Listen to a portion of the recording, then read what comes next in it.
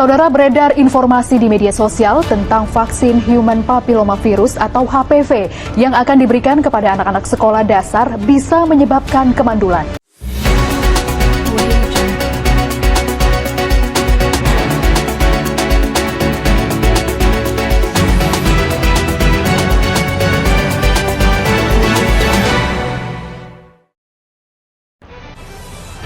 Selamat pagi pemirsa, kembali lagi bersama saya Messi Wulandari dalam segmen berita kesehatan hari ini.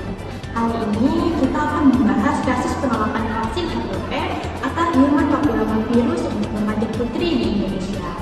Kasus ini menjadi perhatian yang serius karena vaksin HPV berperan penting dalam mencegah kanker serviks, salah satu penyebab kematian tertinggi pada perempuan di Indonesia. Kasus ini terjadi pada tahun 2023 ketika pemerintah mulai memperluas program imunisasi HPV bagi remaja putri dari usia 11 sampai 13 tahun di berbagai daerah di Indonesia. Program ini merupakan bagian dari imunisasi rutin nasional yang diselenggarakan oleh Kementerian Kesehatan yang bekerjasama dengan UNICEF atau WHO. Namun beberapa wilayah seperti daerah Jawa Tengah dan Kalimantan Barat muncul beberapa penolakan dari sebagian orang tua murid dan masyarakat. Mereka menolak vaksinasi HPV dengan alasan takut efek samping dan menganggap bahwa vaksin ini berkaitan dengan kesehatan reproduksi yang belum pantas diberikan kepada anak usia sekolah dasar. Penolakan ini terjadi karena kurangnya pemahaman masyarakat tentang manfaat vaksin HPV. Banyak orang tua belum mengetahui bahwa virus HPV ditularkan melalui hubungan seksual dan merupakan penyebab utama kanker serviks, yaitu penyakit yang bisa dicegah jika vaksin diberikan sejak dini. Sebagian masyarakat juga terpengaruh oleh hoax di media sosial yang menyebutkan bahwa vaksin ini dapat menyebabkan kemandulan, padahal informasi tersebut tidak benar. Nah, untuk mengatasi situasi ini, Kementerian Kesehatan dan Dinas Pendidikan setempat melakukan sosialisasi langsung ke sekolah-sekolah, posyandu remaja, dan pertemuan wali murid. Mereka melibatkan dokter, bidan, serta tokoh perempuan dan tokoh agama untuk memberikan pemahaman bahwa vaksin HPV aman, efektif, dan ramah.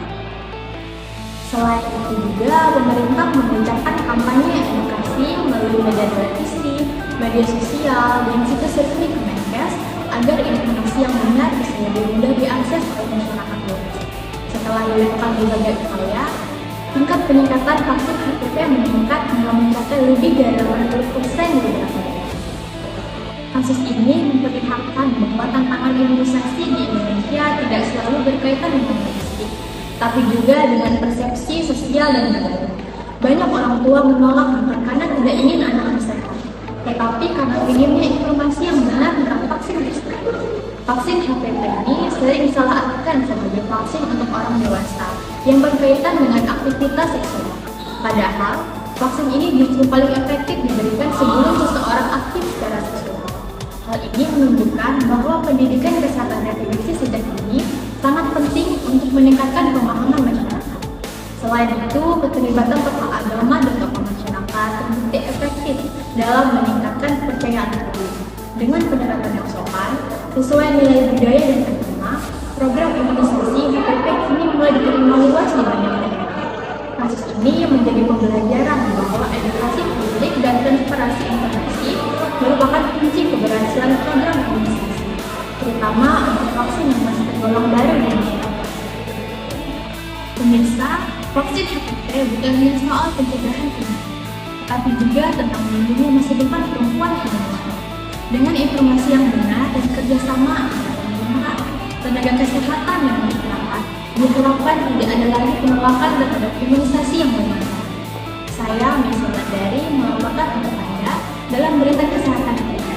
Mari bersama kita dukung imunisasi HPV agar generasi muda perempuan Indonesia terbebas dari ancaman kanker.